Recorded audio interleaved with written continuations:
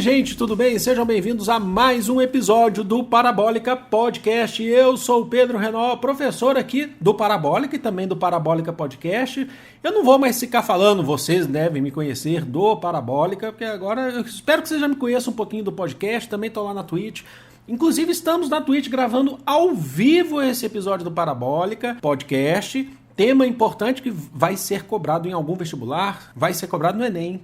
Tô falando sério, porque é tema importante, porque hoje nós iremos falar da escravização de africanos como atividade colonial, do Brasil colonial. É mais uma atividade colonial, tema extremamente importante, tema extremamente relevante. Recadinho rápido aqui, eu já antecipei, mas nós gravamos todas as terças-feiras. Hoje está sendo quarta, é claro, eu tive um atraso, mas a gente grava os episódios do Parabólica Podcast na Twitch, twitch.tv/parabólica online, mas a gente não só grava, eu compartilho a tela com vocês, é toda uma produção coletiva, eu considero assim, tá? Aqui é tudo coletivo. E também a gente também prepara aulas lá, aulas que são importantes para vocês, para estudar para os vestibulares, ou se vocês quiserem saber mais sobre o tema. Inclusive, essa semana preparando uma aulinha aí de Era Vargas, muito importante para vocês também, para quem estiver escutando esse episódio nesse período. Então vamos começar falando desse tema extremamente importante, que é uma atividade econômica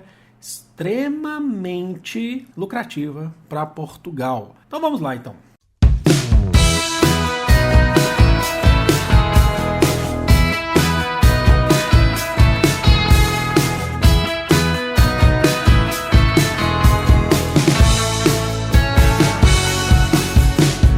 Primeiro a gente fala do conceito, a escravização de pessoas africanas. E vocês podem notar que alguns professores de história, eu tenho feito isso também, que a gente fala muito mais hoje sobre escravização de africanos do que de escravidão de africanos. Eu acho que esse é um ponto importante para a gente destacar antes da gente dar continuidade para falar agora da questão concreta, da parte prática. E eu sempre venho falando isso, inclusive, nas nossas lives na Twitch, quando a gente aborda esse tema. Não está errado você falar escravidão de africanos, mas o conceito de escravização é um conceito muito mais que traz a questão humana, que a gente precisa analisar o passado, inclusive através do ponto de vista humano, humanitário. Quando a gente fala escravização, a gente parte do princípio de que pessoas não nasceram escravizadas, que não são de sua natureza escravizadas, e foram escravizadas por algum motivo, fizeram com que essas pessoas fossem escravizadas. Então é sempre interessante a gente trocar o conceito, aí já fica uma dica muito importante para a redação de vocês. Não está errado falar escravidão de africanos, mas a escravização de africanos já dá aquele parecer para a gente de que são pessoas que não nasceram escravizadas, como de origem, naturalmente, que não eram pessoas propícias à escravização, porque afinal de contas ninguém é, mas foram escravizados por algum motivo. Nesse ponto de vista, é um motivo econômico, dentro do conceito do capitalismo mercantilista português, lusitano, entre outros também. Então é sempre legal a gente trocar esse conceito. Às vezes a gente pode falar escravidão mesmo, mas sempre que a gente puder utilizar escravização de africanos ou de pessoas africanas, é muito melhor. Já fica essa dica para vocês. E aí, falando da escravização de pessoas, de africanos, no Brasil, a gente já pode bater o martelo de que foi a atividade econômica a mais rentável ao longo da história, porque foi a mais duradoura dentro do conceito colonial. Lembrando que hoje a gente fala da colônia, mas a gente sabe que a escravização de pessoas, de africanos no Brasil, iniciou aí a partir da meados do século XVI, no Brasil especificamente, e foi até o século XIX, quando a gente o Brasil passaram a vigorar leis, tanto britânicas quanto leis brasileiras. Britânicas, quando a gente fala, é o Bill Harbin, dá no século XIX, de 1845, que fazia com que os britânicos confiscassem navios negreiros no Oceano Atlântico, e depois Eusébio de Queiroz, que proibia de fato o comércio transatlântico de pessoas escravizadas da África ao Brasil. Isso tudo resultou depois em 1888 com a Lei Áurea, que é a abolição, onde cerca de 800 pessoas escravizadas foram libertas naquele período. Muitas outras já tinham sido libertas antes, por vários motivos. Mas aí já é uma questão de império. Hoje a gente vai falar enquanto atividade econômica da colônia. Mas é importante colocar isso para vocês, para mostrar o quanto que essa atividade econômica perdurou. Ela foi a mais consolidada do ponto de vista português, que gerou lucro para Portugal. Foi a mais duradoura e inclusive rentável. Porque a pessoa escravizada, além de mão de obra, ela era também fruto de uma relação econômica. Ela gerava lucro para alguém, certo? As condições com as quais ocorria essa diáspora de pessoas escravizadas, de africanos até a América, até o Brasil, eram condições extremamente insalubres.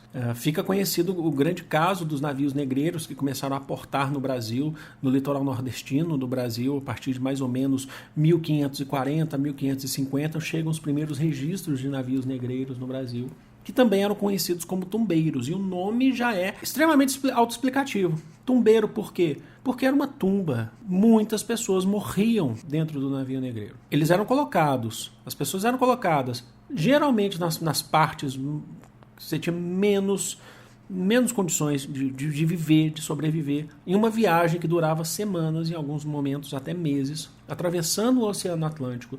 Ficavam na parte de baixo, geralmente onde é o casco do navio, acorrentados, amarrados, comendo muito pouco, sem luz do sol, até chegar ao porto brasileiro para depois serem vendidos. E você tem verdadeiras famílias, você tem amigos que se olham nesse navio negreiro, dentro desses tumbeiros.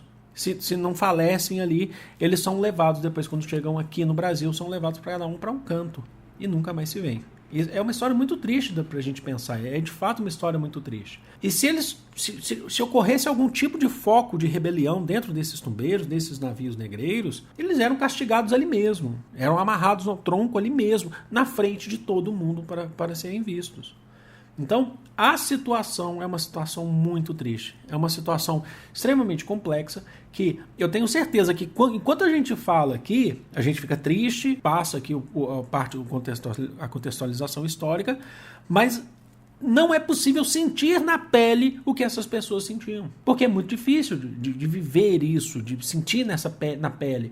Muitas pessoas morriam, a grande parte morria, na verdade, ou chegavam extremamente doentes aqui no Brasil. Mas mesmo assim, como tinha muita gente vindo, vieram muitas pessoas que foram escravizadas e trazidas ao Brasil, você tem ainda muita gente que sobreviveu e que foi escravizada, continuou sendo escravizada aqui no Novo Mundo, na colônia portuguesa. As principais atividades aos quais os africanos escravizados eram empregados aqui no Brasil eram inicialmente as lavouras de cana-de-açúcar, e isso tem a ver inclusive com que os portugueses vão reconhecer enquanto atividade, enquanto experiência bem-sucedida. A gente já falou isso em outro episódio aqui, principalmente foi o episódio sobre atividades econômicas, o episódio passado, o que a gente vai chamar, eles vão chamar na verdade de experiência bem-sucedida do ponto de vista português sobre escravização de africanos e cultivo de cana-de-açúcar nas Ilhas Atlânticas, Madeira, Açores e Cabo Verde. Ali que são aquelas ilhas da costa oeste africana, que os portugueses já dominavam, já colonizavam, antes mesmo de chegar no Brasil, quando eles passaram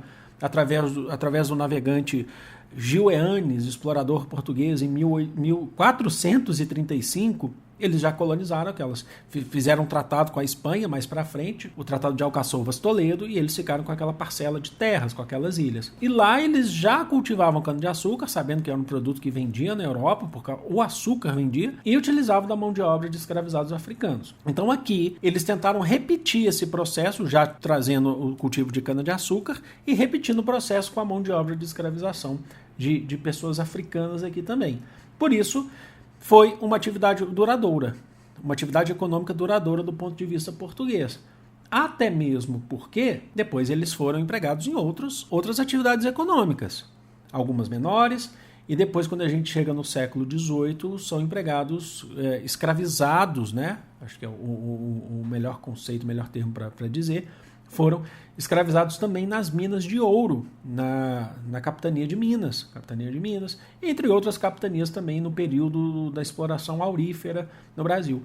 E aí, quando chega no século XIX, também são escravizados nas lavouras de café. As primeiras lavouras de café eram feitas através da mão de obra, principalmente quando a gente fala no Vale do Paraíba, de pessoas escravizadas. Muitas pessoas, e aí eu preciso dar essa dica, não só como dica, mas explicar para vocês que muitas pessoas às vezes quando chega lá na década de 80, década de 70, década de 80, quando eu fui criança, em 90, antes da Lei de Diretrizes e Bases da Educação de 1996, era muito comum você ver a justificativa de que passou a escravizar africanos muito mais do que povos indígenas, porque por vários motivos que se falava na época, que tentava se ensinar, e a gente precisa abandonar isso, precisa criticar, na verdade, para abandonar. De que africanos eram mais fortes ou que africanos aceitavam pacificamente a escravização. Não pode falar isso, toma cuidado com isso, toma muito cuidado. É certo que tem a questão das doenças, da questão dos povos indígenas, a taxa de mortalidade dos indígenas era maior, era alta, mas não pode entrar no conceito de falar assim, um é mais forte do que o outro, e principalmente não entrar no conceito de falar que um grupo específico, uma etnia específica, uma cultura específica aceita pacificamente o processo de escravização. Porque não aceita. Olha só, classe social, vamos entender como classe social, não concilia. Se você é uma pessoa escravizada, você não quer ficar escravizada. Você quer ter melhores condições de vida. Não concilia. Tinha muita briga. Tinha muita revolta, tinha muito foco de fuga, inclusive.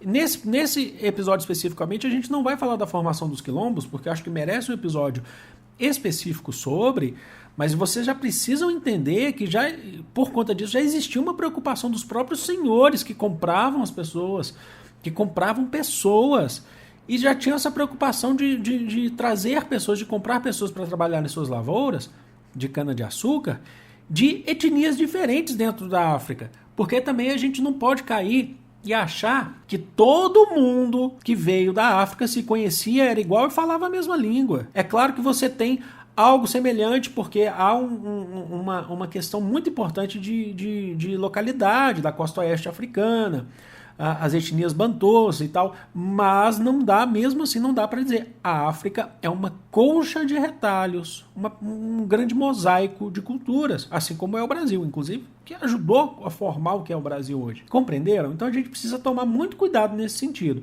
Um dos motivos, ou um motivo que aí é real, do processo de utilizar muito mais a mão de obra de escravizados africanos no Brasil é a dificuldade de se escravizar povos indígenas, principalmente por conta, já a partir do período do governo geral, quando a gente vê lá em Duarte da Costa, por exemplo, que a gente vai ter Duarte da Costa, depois Mendes de Sá, que vai ser a proibição, a proibição não, mas a dificuldade de escravizar indígenas perante o Estado português, que passaram a ser escravizados só a partir das chamadas guerras justas, que os portugueses definiam se alguma etnia indígena, se alguma cultura indígena fosse hostil aos portugueses, aí eles precisavam ter um contrato com o Estado português, permitindo para que fossem escravizar. Você tem aqueles que escravizavam povos indígenas mesmo, sem poder, sem um processo de guerra justa, como é o caso dos bandeirantes na capitania de São Vicente, mas de fato isso foi prejudicando, a presença dos jesuítas dificultando isso, certo? E tem uma questão muito importante, como a gente já falou aqui,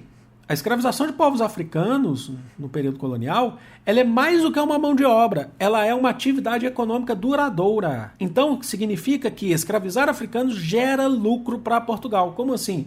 Gera lucro para o comerciante e gera lucro para o Estado português, porque cada navio negreiro pagava imposto para o Estado português. Então, é uma atividade econômica, compreenderam? Há um processo muito mais complexo do que achar que é só a mão de obra. É muito mais do que isso. Isso está gerando renda para Portugal. E como que era o processo de compra de pessoas para serem escravizadas? Vem a utilização do comércio triangular. Existem duas formas de comércio triangular. Para o Brasil, existe também o comércio triangular para a América do Norte, que a gente pode abordar em outro tema, em outro tópico.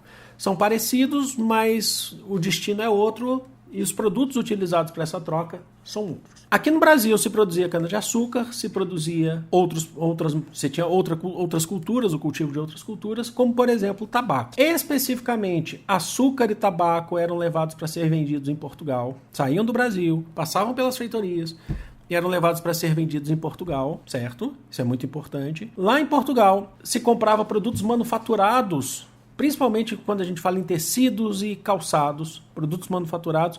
Então, havia a compra de produtos manufaturados com a renda do açúcar, do melaço, do tabaco. E desses produtos manufaturados, eles eram levados para a costa oeste africana. Sim, eles eram levados para a costa oeste africana para serem trocados por pessoas que estavam sendo escravizadas. Aí a gente chega num ponto que é preciso também destacar. Pessoas que foram escravizadas na África também vieram para cá, que já haviam sido escravizadas na África por conta das diferenças, de diversas etnias que existem lá. O que acontecia? Você tinha, pela cultura inclusive antiga, já de muito tempo, de pessoas de etnias africanas, de outros povos no mundo inteiro, que faziam guerra. Como eu falei para vocês, não é homogêneo, as culturas africanas são extremamente heterogêneas, e escravizavam. Acontece que os portugueses, através do domínio das armas, do domínio do império, lembrando que Portugal era um império, é o Império Luso. Na verdade, se a gente aumentar e falar de Espanha também, a gente está falando do Império Ibérico. Eles faziam a troca, a compra de pessoas, muitos que já eram escravizadas. E aí, a gente não pode cair no erro de falar, então o branco europeu ou o descendente do europeu não tem nenhuma dívida com a África ou com os africanos, justamente porque eles que escravizavam. Espera aí, existe uma pressão portuguesa em cima. E a gente não está falando aqui também que a escravização lá, o que acontecia dentro do seu próprio território, é algo legal, como também não foi na Antiguidade, como não foi na Grécia, como não foi na Mesopotâmia, como não foi em nenhum outro momento, como não foi em Roma. Não é interessante, não é legal. Só que aqui a gente não pode tirar a parcela de culpa do português. A gente não pode tirar a parcela de culpa do europeu, que dominavam várias etnias através da força, através das armas, através do poder militar e exigia isso. Esse comércio, ele não é um comércio justo, é um comércio desigual que era feito. Mas, de certa forma, agora a gente define que fecha esse triângulo. É o comércio triangular.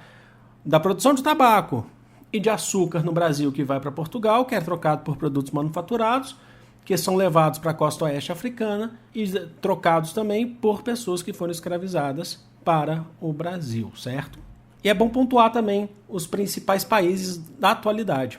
Como Portugal já dominava, tinha domínio do Cabo do Bojador, que é aquela parte da costa oeste africana, tinha o domínio daquele cabo. Os países atuais onde vieram a maior parte das pessoas que foram escravizadas no Brasil são atualmente, tá? Naquele período não existiam países. Seriam Nigéria, Costa do Marfim, Camarões, Gana, Senegal, entre outros. Então ali é uma região já conhecida por Portugal, que já fazia essas trocas comerciais, inclusive já entrava um pouco no território, o território africano ele vai ser muito mais colonizado mesmo a partir do século XVIII e XIX. Aí a gente entra no conceito do imperialismo, mas ali você já tinha o domínio nessa costa oeste africana por Portugal. Um ponto importante que a gente precisa destacar aqui, e que nós, novamente eu falo para vocês, que a gente nunca vai saber como é de fato, mas só de pensar a gente já sabe o quão terrível deve ter sido, mas saber na prática a gente não vai conseguir, porque é em outro tempo, porque é em outra realidade, que essas pessoas eram arrancadas de sua terra natal. Essas pessoas tinham um vínculo com a terra. O ser humano sempre tem um vínculo com a sua terra de onde se tira o sustento. Eram arrancados à força e trazidos dentro de um navio negreiro, dentro de um tumbeiro, como nós já falamos aqui, para serem escravizados no Brasil. E separados, famílias separadas, amigos separados, que possivelmente nunca mais se viram. A identificação com a terra natal, ela continuou existindo. Afinal de contas, você tem eles trazendo a cultura, boa parte da cultura do que viviam na África para o Brasil, que constituiu, de fato, também a cultura brasileira. Eles eram arrancados por uma questão econômica de Portugal. A gente está falando de um processo de mercantilismo, de capitalismo, uma origem, né, um processo ainda que simples e inicial do capitalismo, mas que ainda é. E vieram para cá para serem sujeitos à violência dos senhores, trabalharem compulsoriamente, serem forçados, serem castigados. Então tem esse processo que talvez a gente nunca consiga entender, talvez nunca consiga compreender. Vou dar um exemplo para vocês. Hoje nós não temos o mesmo sentido da terra, a grande parte das pessoas, esse sentido da terra natal ou da pátria-mãe, a Pachamama, como vocês quiserem chamar, a gente não tem, como eles tinham naquele período, de viver aqui, mas ainda pensar e acreditar que um dia poderiam voltar. Pouquíssimos eram os casos de pessoas que conseguiam retornar. Existiam alguns, mas eram raríssimos. Inclusive, você tem registros de pessoas africanas que foram escravizadas aqui, que no meio do trabalho reconheciam líderes de suas culturas africanas e continuavam com respeito dentro, mesmo sendo colocado no mesmo tronco para ser castigado, exercendo o mesmo trabalho. Isso tudo é um respeito à sua terra natal. E, apesar de ser muito triste, é muito bonito da gente pensar. E aí a gente chega numa questão muito importante de que a gente nunca pode acreditar que o processo foi fácil. Eu sei que falar isso, mas a gente sabe que não é, mas é porque tem gente que acredita. É verdade, tem gente que acredita. Que já existia, já no período colonial, uma espécie de democracia racial, porque você tem alguns modelos, alguns casos dessa escravização de pessoas, que a gente vai contar aqui. Mas nunca a gente pode achar que havia uma democracia, que de fato os senhores amavam os seus escravos, em alguns casos eles davam alguns privilégios para os escravos. Não entendam como privilégios, por favor. A gente tem, por exemplo, o caso dos escravos de ganho. O que são os escravos de ganho? O escravo de ganho é um que consegue, de certa forma, um pouco da confiança do seu senhor. E ele é levado para as vilas, as pequenas vilas ou as primeiras vilas no Brasil para vender o excedente agrícola ou vender algo a mais que se produz naquela fazenda. Você tem uma fazenda de cana-de-açúcar, mas que tem algum gado ali. De repente, eles matam o gado, aí vendem o couro, o sebo, em alguns aspectos, em alguns momentos. E aí esse escravo de ganho, de confiança do senhor, ele vai para a cidade, ele vai para a vila e ele tenta vender, passa o dia lá tentando vender basicamente esses outros produtos que a fazenda produz. E quando ele retorna, no final do dia, ele entrega parte, na verdade, total do lucro do que ele conseguiu vender, estipulado para o senhor, e você pode ter casos que o próprio senhor permitia com que ele ficasse com uma pequena parte desse lucro, aí no dia seguinte ele repetia esse processo. Ele continua sendo escravizado. Isso que é importante que vocês saibam. Ele poderia falar assim, eu não quero fazer isso. Se ele não fizer isso, ele vai ser castigado. Ele pode ser morto, certo? Então é muito importante. Ele não é um trabalhador, não se configura como um trabalho assalariado. Ele continua sendo um escravo que ia vender os produtos para o senhor. Alguns senhores permitiam com que ele juntasse algum pouquinho. Era muito raro, mas existia.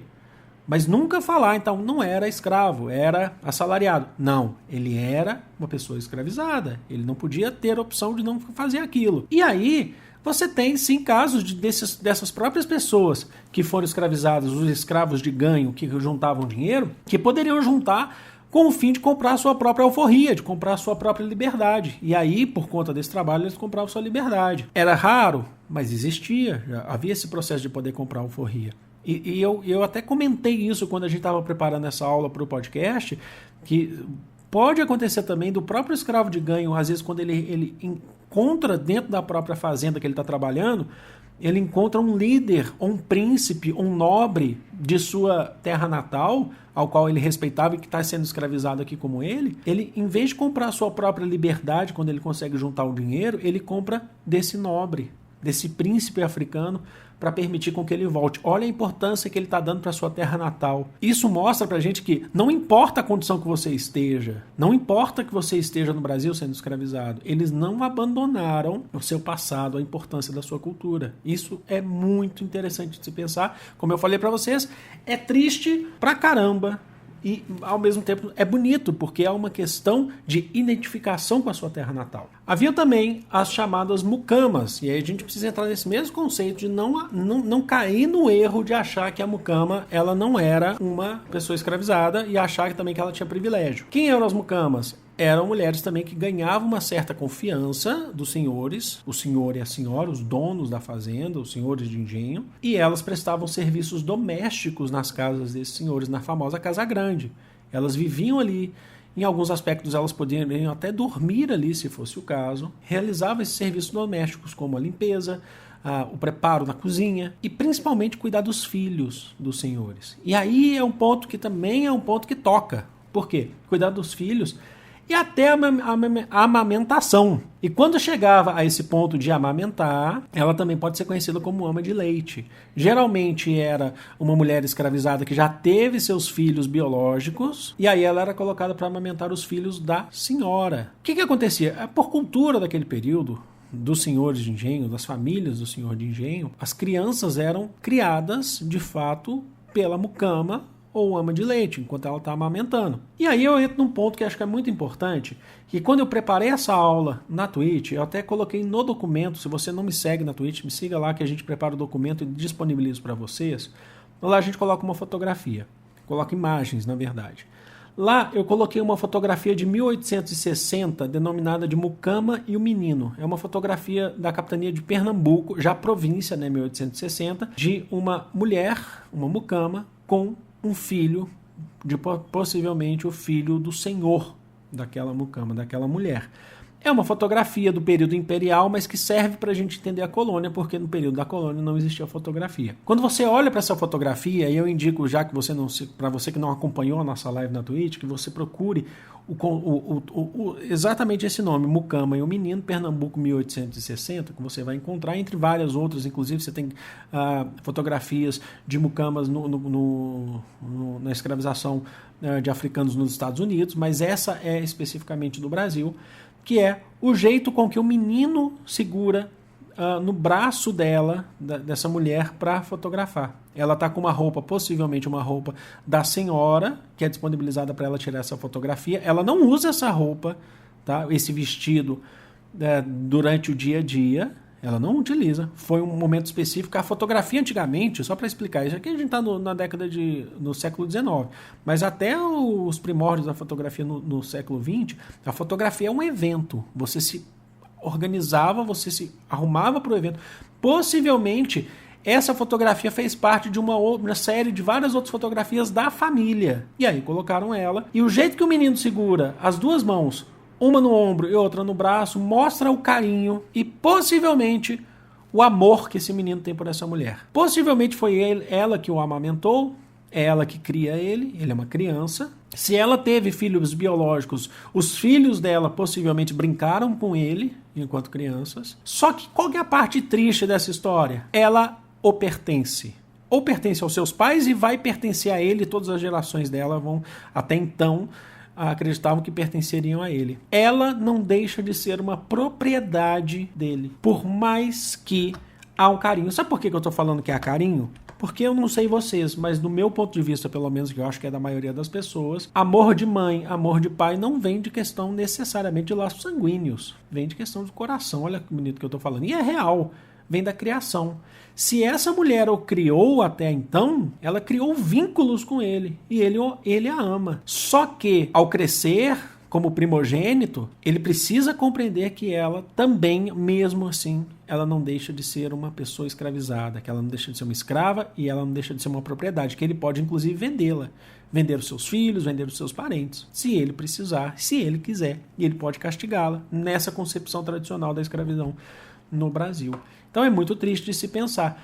Por isso, nunca se esqueçam, a gente não está falando de privilégio. Aqui é um processo de escravização que foi enraizado desde o período colonial. É isso que a gente está colocando para vocês. Na questão prática, as pessoas escravizadas, elas tinham uma rotina árdua de trabalho. Você já imaginou trabalhar debaixo do sol forte, numa lavoura de cana-de-açúcar, por exemplo, ou numa mina de ouro, mas cerca de 18 horas por dia? 18 horas é muita coisa. Imagina só, o dia tem 24 horas. Quer dizer que não pensa na sua saúde, você é um produto, você é uma atividade econômica de Portugal, uma atividade econômica daquele senhor. Quando eram castigados, eram em público, humilhados, torturados, eram precárias condições. Isso tudo levava a uma alta taxa de mortalidade de escravizados no Brasil e que resultava também numa baixíssima expectativa de vida. Pouquíssimas pessoas conseguiam passar dos 35 anos, chegar aos 40 anos de idade. E quando chegava lá nos 35 anos, chegavam com uma aparência extremamente desgastada, que era difícil de, inclusive, quando você não tinha, inclusive, registros. Eles não se preocupavam em fazer registro. Chegavam extremamente desgastados, que você falaria assim, essa pessoa tem mais de 70 anos, quando não, às vezes está chegando lá aos 30 anos de idade, por conta dessa rotina extremamente árdua de trabalho. Ao longo da história do Brasil colonial e também do Império, quase 5 milhões de africanos foram escravizados. quase 5 milhões de africanos foram escravizados. Se a gente olhar do ponto de vista, pensar também contando com a América Espanhola e a América do Norte, esse número chega mais ou menos a 10 milhões. Mas Portugal foi o que mais escravizou, porque depois os outros números são divididos entre outras nações, pensando em Holanda, pensando em França, pensando em Espanha e pensando em Inglaterra. E depois os Estados Unidos livre, inclusive os Estados Unidos independente. Então 5 milhões de africanos foram escravizados no Brasil. Olha só, é muita coisa. Sobretudo nos primeiros séculos da colonização, e os principais núcleos populacionais vinham principalmente por conta da questão das atividades econômicas do tabaco, né, e da cana-de-açúcar, estão concentrados no Nordeste brasileiro, como Bahia, onde chegava através do porto. Lembrando que São Salvador era a capital do Brasil durante boa parte do período colonial, até 1750. Pernambuco e Alagoas. Pernambuco e Alagoas, os atuais estados, correspondiam a uma capitania só durante um grande período, que é a capitania de Pernambuco. É onde você tinha a maior produção de cana-de-açúcar. Então, esse episódio foi para mostrar para vocês que vocês precisam entender que não se trata apenas de uma questão de mão de obra, mas sim uma atividade econômica. Porque em todo momento a gente está falando de compra e venda de pessoas.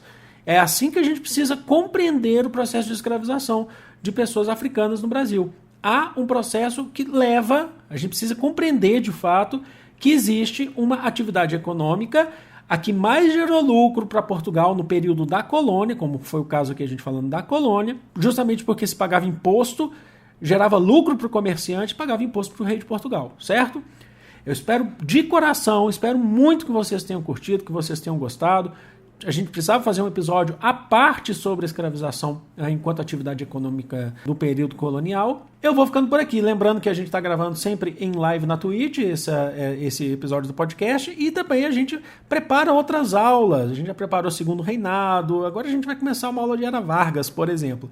Eu vou ficando por aqui, espero que vocês tenham gostado, espero que vocês tenham aproveitado, quem estava lavando louça, quem estava correndo, passeando com o cachorro no frio, ou quem está em casa deitado no sofá, deitado na cama, com fone de ouvido, escutando aqui o Parabólica Podcast. Muito obrigado de coração, a gente vai sempre crescendo aqui com o Parabólica Podcast. Grande beijo, fui!